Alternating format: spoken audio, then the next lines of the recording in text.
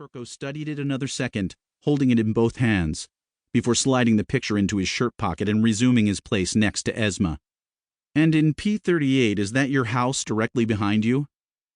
He nodded, and Judge Gautam asked him to answer out loud so the court reporter could record his response. "And what about those other structures in the background?" I asked. "Who lived in those houses?" House was generous. The dwellings shown were no better than lean-tos, each jerry-rigged from whatever the residents of Barupra had salvaged.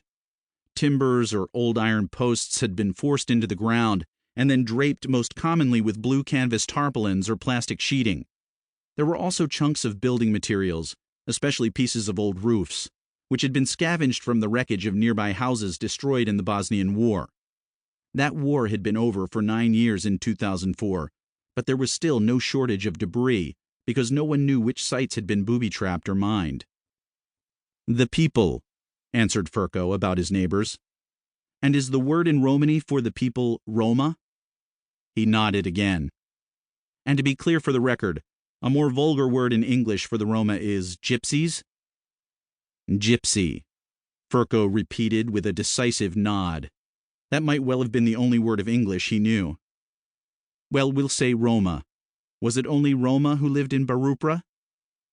"Yes, all Roma." "How many persons approximately?" 400 about.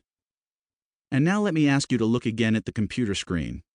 This will be Exhibit P46, Your Honors. Is that roughly how the village of Barupra appeared during the time you lived there?" Esma had secured a couple of photos of Barupra and the surrounding area taken in 2000 by one of the international aid agencies. The picture I was displaying showed the camp from a distance, a collection of ragged dwellings clinging together at the edge of a forbidding drop-off. "And how long had you and the other Roma lived there?" Ferko seesawed his head. 5 years? "And where had you and your family and the other people in Barupra, where had you been before that, if you can say?" "Kosovo. We ran from there, 1999. "Because of the Kosovo War?" "Because of the Albanians," he answered, with another dismal wobble of his head.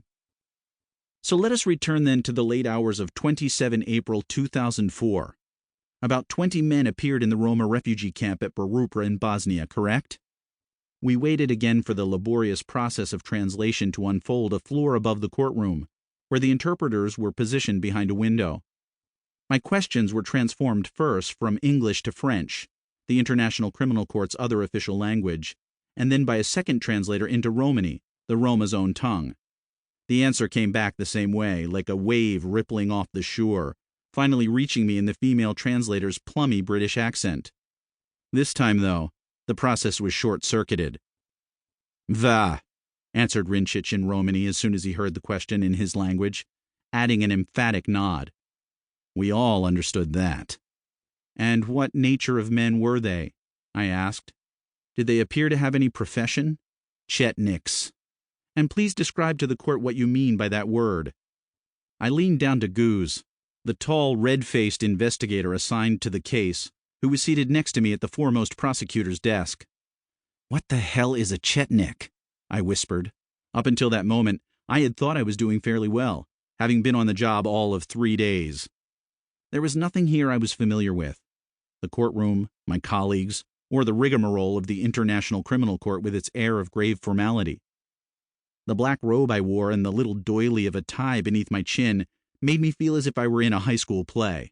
This was also the first time in my life I had examined my own witness without the opportunity to speak to him in advance. I had first met Ferko Rincic in the corridor, only seconds before Esma escorted him into the courtroom. He had gripped the hand I offered merely by the fingertips in a mood of obvious distrust.